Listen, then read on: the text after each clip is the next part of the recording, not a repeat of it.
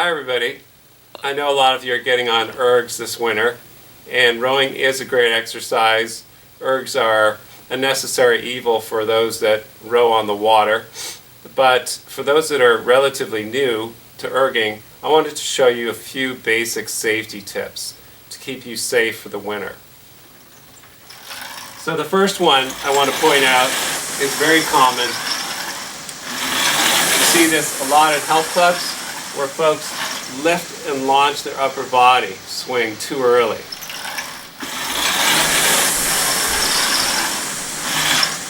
Again, they accelerate with the shoulder lift and not only rob their legs of some of the power they could use, but also potentially injure the low back.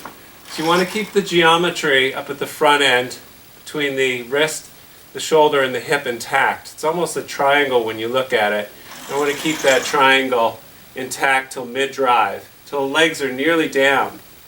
And then I can swing and accelerate with my upper body. So again, keeping that tuck or geometry intact.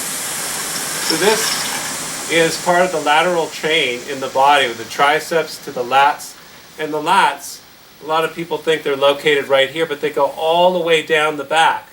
So I want to keep this line of the outer arm through the outer shoulder all the way down and feel it anchoring in my low back here as I push off. You can isolate that by doing this little front end drill. And then maintain that sensation of connection on the lats all the way through the end. Now the other mistake on the other side of the spectrum is that people do what's called shooting their tail. So instead of keeping that connection intact, they've got it in the upper body, but their seat kicks back. And then the rest of the stroke follows suit. Again, this is a break in the chain, so to speak, in the structural chain. So once you understand this triangular lat connection, everything pushes off together: shoulder, hand, arm. So those are two that are major caveats. Now, part of this is the core. So a big part of this structural integrity happens right back here at the end of the stroke, where if your abs and your glutes are not engaged, you're going to get into trouble coming forward, because it's all loose around the pelvic girdle, the low back. So doing some core strength is essential if you want to keep healthy with your erging.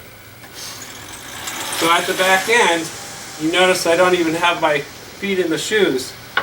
I want to be able to maintain and move around the finish in a strong structural position.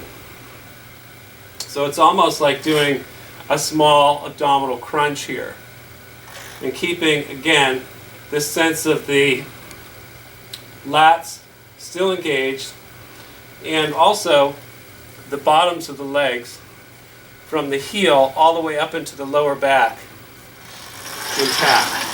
So right at the end, I should be driving off the heels and engaging the glutes and the abdominals.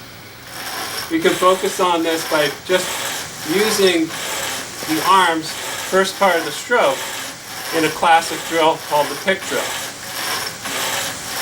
Even as I don't use my legs here, I want to feel that the glutes and the bottoms of the legs are engaged.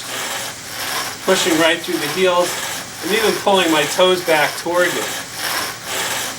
Then as I start to move into the stroke a little longer, I'm going to isolate that gluteal abdominal connection right at the back end. That way, coming all the way forward, it's still engaged. It's still helping support my lower back.